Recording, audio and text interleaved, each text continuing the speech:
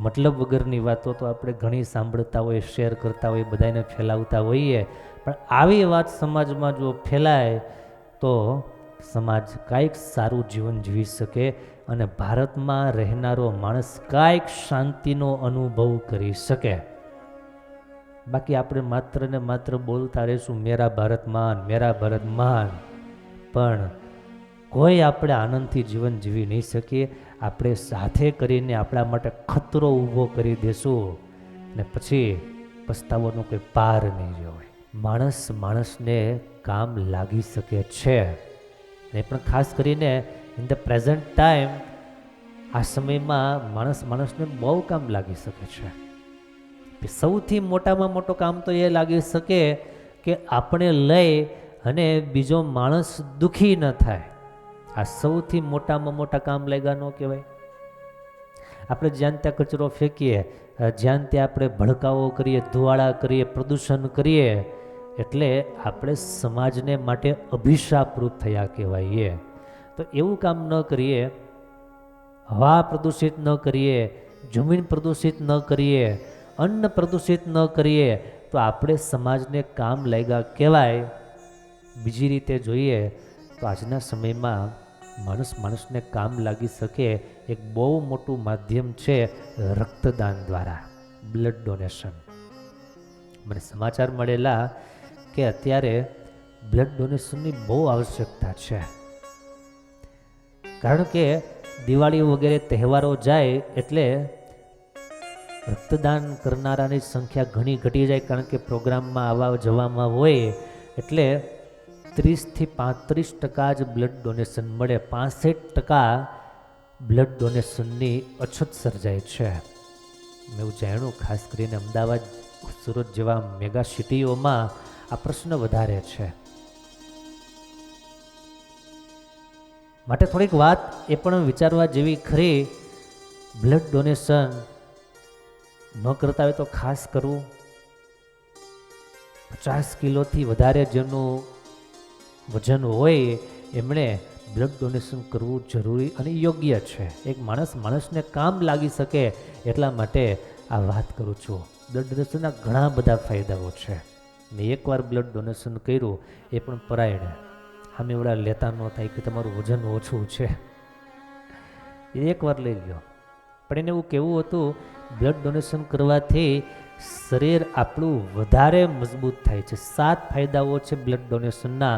પહેલો ફાયદો એ છે, એક ડોનેશન આપણે કરીએ તો 3 લોકોના જીવન આપણે બચાવી શકીએ છીએ. 350 ml જેટલું બ્લડ ડોનેશન લેવામાં આવતું હોય છે. એ બ્લડ ડોનેશન કરવાથી 3 વ્યક્તિઓના આપણે જીવન બચાવી શકીએ છીએ. બીજો ફાયદો એ છે કે આપણે રક્તદાન કરીએ એટલે શરીરમાં નવું રક્ત ઓટોમેટિક બને છે, તાજી આરબીસી બને છે, જેના કારણે બ્લડ સર્ક્યુલેશનનો ફ્લો બહુ સારો થઈ જાય છે. શરીર વધારે તંદુરસ્ત થાય છે. આપણે આપણા સ્વાર્થ માટે પણ બ્લડ ડોનેશન કરવું જરૂરી છે. શરીરમાં આયર્ન લેવલ કંટ્રોલ થાય છે, જેને શરીરમાં આયર્ન વધુ હોય એને માટે ખાસ લાભ છે. હૃદય રોગનું જોખમ ઘણું ઘટી જાય છે બ્લડ ડોનેશન કરવાથી. વજન નિયમિત થઈ જાય છે. મેટાબોલિઝમ જે છે એની પ્રક્રિયા વધારે સારી રીતે થાય છે. મોટો ફાયદો એ છે કે બ્લડ ડોનેશન જ્યારે કરવા જઈએ ત્યારે પહેલાં ચેકઅપ કરવામાં આવે. આપણું blood group, haemoglobin, BP, heartbeat વગેરે બધું જ ચેકઅપ કરવામાં આવે. ઓટોમેટિક ચેકિંગ થઈ જાય અને બ્લડ ડોનેશન કરવા જઈએ એટલે આ બધી જ હેલ્થ ચેકઅપ ફ્રીમાં થઈ જાય. એના પૈસા તો લાગતા નથી, ચેકઅપ ફ્રીમાં થઈ જાય. અને સૌથી મોટામાં મોટો લાભ હરિભક્તો એ છે માનસિક સંતોષ. કાંઈક આપણે બીજાને કામ લાગ્યા એવો પવિત્ર આનંદ આપણા હૃદયમાં પ્રગટ થાય છે. અને એ આનંદ જીવન જીવવાનું બહુ મોટું જમા પાસું છે. તો બ્લડ ડોનેશન ન કરતા હોય અથવા તો બાકી હોય એને ખાસ કરવું જોઈએ. કોઈ નિયમ એવો છે કે 90 દિવસ પછી બીજી વાર બ્લડ ડોનેશન કરી શકાય. તો હમણાં બ્લડ ડોનેશન ન થયું હોય તો આ વાત સાંભળી નજીકમાં કોઈ સારું એવું સેન્ટર હોય, જે સમાજ હિતના કામ કરતા હોય એવાને માટે આપણે આપણું રક્ત આપીએ. અને ખાસ રક્તદાન જ્યારે કરતા હોઈએ ત્યારે ભગવાનનું નામ સ્મરણ કરવું અને ભગવાનને પ્રાર્થના કરવી કે પ્રભુ આ રક્ત, આ બ્લડ જેમને ચડે એમનું આપ મંગલ કરજો, સારું કરજો. એમના જીવનમાં કદાચ કાંઈ કુસંગ હોય કે પાપ કર્મ હોય તો એને પ્રભુ દૂર કરજો ને પવિત્ર કરજો.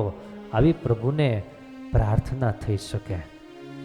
અત્યારે આ વર્તમાન સમયમાં એટલા માટે વધારે બ્લડ ડોનેશનની જરૂર, કારણ કે દિન પ્રતિદિન એક્સિડન્ટ એટલા બધા વધી ગયા છે. જેમ જેમ ગતિ વધતી જાય છે એમ અકસ્માતો વધતા જાય છે. આજે હજારો લોકો ઘાયલ થાય છે, તાત્કાલિક બ્લડની જરૂર પડે છે.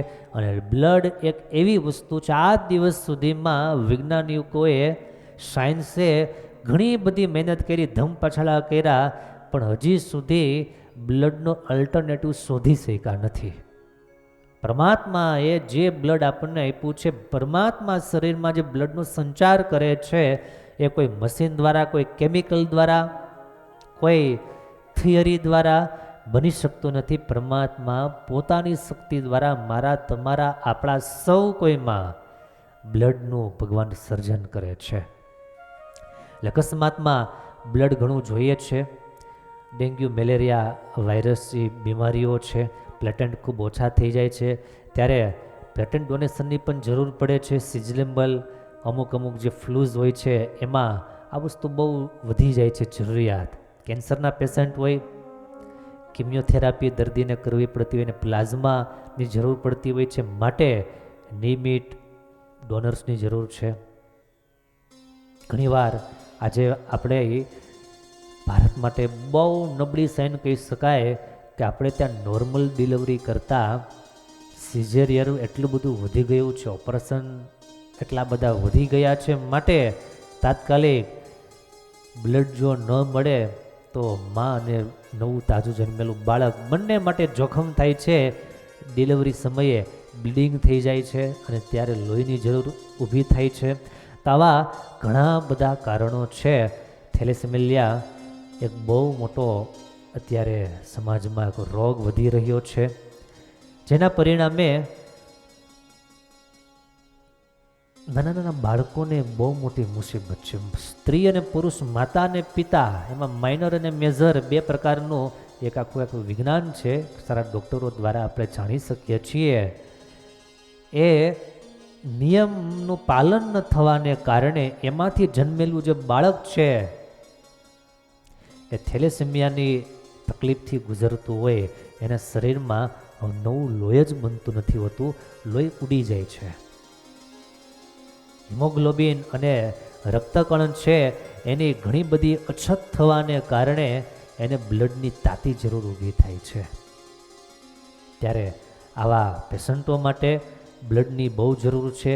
અને એ બ્લડ આપણા કરેલા દાન દ્વારા એને પ્રાપ્ત થાય છે. માટે આપ સૌ કોઈને ભલામણ કે બ્લડ ડોનેશન ખાસ આ સમયમાં તો કરવું જરૂરી છે, કારણ કે મેં વાત કરી એ પ્રમાણે ગરમીના સમયમાં, તહેવારના સમયમાં, લગ્ન આદિક સિઝનમાં માણસો બ્લડ ડોનેશન કરવા માટે અવેલેબલ હોતા નથી, હાજર હોતા નથી, અને ઘણા માણસો મુસીબતમાં મુકાય છે.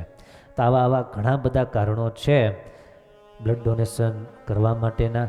વિશેષમાં બ્લડ ડોનેશન જ્યારે કરીએ ત્યાર પછી પાણી થોડું વધારે પીવું, થોડા ફ્રૂટ રસ, ફળફૂલના રસ એનું થોડું સેવન કરવું, કારણ કે અશક્તિ જેવું થોડું વર્તાતું હોય તો તરત શક્તિ આપણામાં પુરાઈ જાય. અને બ્લડ ડોનેશન કર્યા પછી તરત થોડું વજન ઉપાડવામાં થોડું ધ્યાન રાખવું, બહુ વધારે વજન ન ઉચકવું. અને ધૂમ્રપાન કે દારૂ આમ તો કરવાના જ ન હોય, પણ 24 કલાક માટે સદંતર એની બંધી છે, કારણ કે નવું બ્લડ જે બનવાની આપણા શરીરમાં જે પ્રક્રિયા થાય છે એમાં આ નુકસાનરૂપ સાબિત થાય છે, અવરોધરૂપ બને છે. માટે આ તમામ 4-5 મુદ્દાઓ છે. બ્લડ ડોનેશન કર્યા પછી થોડી સાવચેતી રાખવી જોઈએ. બ્લડ ડોનેશનમાં એકદમ સંપૂર્ણ સુરક્ષિત છે, એમાં કોઈ ડરવા જેવું કંઈ કારણ છે નહીં. ઘણા લોકો એવા મેં જોયા છે કે બહુ મોટી સંખ્યામાં નિયમિત 90 દિવસ પૂરા થાય એની માત્ર રાહ જોતા હોય.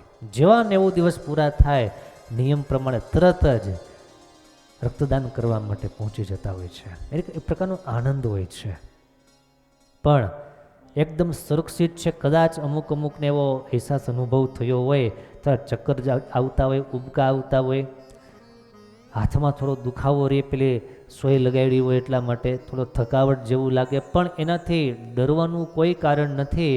એ સિમ્ટમ્સ બહુ સામાન્ય છે, પણ 24 કલાક પછી એનો ફાયદો બહુ મોટો છે.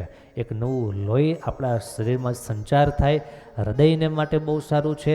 હૃદયની હાર્ટ એટેકની તકલીફો ઘણી બધી ઘટી જાય. જો કે આપણે બધી વાત કરી તો આ બધા ફાયદાઓ છે, ફાયદાઓનો પાર નથી, પણ આપણે એને સ્વીકારવું પડે, એને સમજવું પડે અને માનવતાને ધોરણે આપણે એનો પૂરેપૂરો ઉપયોગ કરવો જોઈએ. આપણો પ્રશ્ન એ હતો કે માણસને ઉપયોગી થઈ શકે છે, ઘણી રીતે ઉપયોગી થઈ શકે. એમાં એક વાત આપણે કરી બ્લડ ડોનેશન, અને શરૂઆતમાં એક વાત કરી હતી કે જ્યાં ત્યાં ગંદકી ન કરીએ, જ્યાં ત્યાં કચરો ન ફેંકીએ અને ધુવાળો ખોટો ન કરીએ, પ્રદૂષણ ન કરીએ. એ પણ સમાજની ભાઈઓ બહુ મોટી સેવા છે, એ બહુ મોટી સેવા. ઘણા વિસ્તારમાં માણસોને એટલી બધી નિર્બળ માનસિકતા ધરાવનારા હોય, એટલી બધી આમ કહેવાય કે માનસિકતા તો ડાઉન હોય, પણ માણસ જ સાવ હેઠો પડી ગયેલો હોય, જેનામાં માણસાઈ મરી ચૂકી હોય, એટલા બધા પ્રદૂષણ ફેલાવતા હોય, ધુવાળા કરતા હોય, એને એટલી પણ ભાન ન પડે કે આ ધુવાળો માણસને માટે કેટલો જોખમી છે. આપણા ભારતનું એર પોલ્યુશન એટલું બધું વધી ગયું છે, QI એટલો બધો અપ થઈ ગયો છે, હવામાં આટલું બધું પ્રદૂષણ વધી ગયું છે. દિલ્હી એને માટે તો વધારે પંકાય છે, 500+, 450+, ત્યાં AQI નોંધાણો છે. જે 200ની અંદર હોવો જોઈએ, 150ની અંદર હોવો જોઈએ, એ એટલો અપ થઈ ગયો છે. કારણ ક્યાંક ને ક્યાંક આવા માણસોની મૂર્ખામી બહુ મોટું સમાજને માટે દૂષણ છે. એક બાજુ માણસો પોતે ચકલાઓને ચણ નાખતા હોય, કબૂતરાઓને પારેવાઓને જાહેર નાખતા હોય, ગાયને રોટલી ખવડાવતા હોય, આ બધા પુણ્ય કર્મ કરી અને પોતાને બહુ સારા માનતા હોય, અને બીજી બાજુ આ ધુવાળા કરી, પ્રદૂષણ કરી અને માણસને મારી નાખવાના જ આ બધા પેતરાઓ છે. વાત કદાચ કડવી છે, પણ એટલી જ પાછી સત્ય છે ને સાચી છે. માણસ આપણે હોઈએ અથવા તો આપણે સારા સજ્જન વ્યક્તિ તરીકે આપણે પોતાને જોતા હોઈએ તો આપણાથી પ્રદૂષણ ન થાય, આપણી હવા, આપણું પાણી, આપણી ધરતી પ્રદૂષિત ન થાય, એને માટે આપણી પણ જવાબદારીઓ પૂરેપૂરી બને છે. એ જવાબદારીઓ નિભાવીએ, એ જ સમાજની મોટામાં મોટી સેવા છે. પીપા પાપ ન કીજીએ તો પુણ્ય કિયા 100 बार, जो किसी का लिया नहीं तो दिया 12,000. પીપા પાપ ન કીજીએ તો પુણ્ય કિયા 100 बार. પાપ ન કરીએ તો પુણ્ય જ કર્યું છે. એમ આપણે પ્રદૂષણ ન કરીએ તો સમાજની મોટી સેવા જ કરી છે. એ જ સમાજની મોટી સેવા, આપણે પ્રદૂષણ ન કરીએ, એ જ મોટામાં મોટી સેવા છે. તો ભાઈઓ, આવી આપણા જીવનને ઉપયોગી અને કામ લાગે એવી વાતો હોવાને કારણે થોડીક આપણે જણાવી છે. જોક્સ, ઉખાણા વગેરે વગેરે નકામી વાતો, વધારાની વાતો, મતલબ વગરની વાતો તો આપણે ઘણી સાંભળતા હોઈએ, શેર કરતા હોઈએ, બધાને ફેલાવતા હોઈએ, પણ આવી વાત સમાજમાં જો ફેલાય તો સમાજ કાંઈક સારું જીવન જીવી શકે અને ભારતમાં રહેનારો માણસ કાંઈક શાંતિનો અનુભવ કરી શકે. બાકી આપણે માત્ર ને માત્ર બોલતા રહીશું મેરા ભારત મહાન, મેરા ભારત મહાન, પણ કોઈ આપણે આનંદથી જીવન જીવી નહીં શકીએ. આપણે સાથે કરીને આપણા માટે ખતરો ઊભો કરી દેશું ને પછી પસ્તાવાનો કોઈ પાર નહીં હોય. આજે જે પ્રદૂષણ ફેલાવે છે એમની આવનારી પેઢી માટે એક બહુ મોટું અભિશાપ મૂકીને જાય છે. પોતાના આવનારી પેઢીને માટે એક બહુ મોટો ડર, એક બહુ મોટું દુઃખનું સાધન મૂકીને જાય છે. હવે વિચાર પોતે કરવાનો, પોતે શું કરવું અને શું ન કરવું. આવેલા ભક્તજનો, આ શબ્દોની સાથે આજની કથાને પૂર્ણ કરીએ. ખૂબ સરસ ગોપાળાનંદ સ્વામી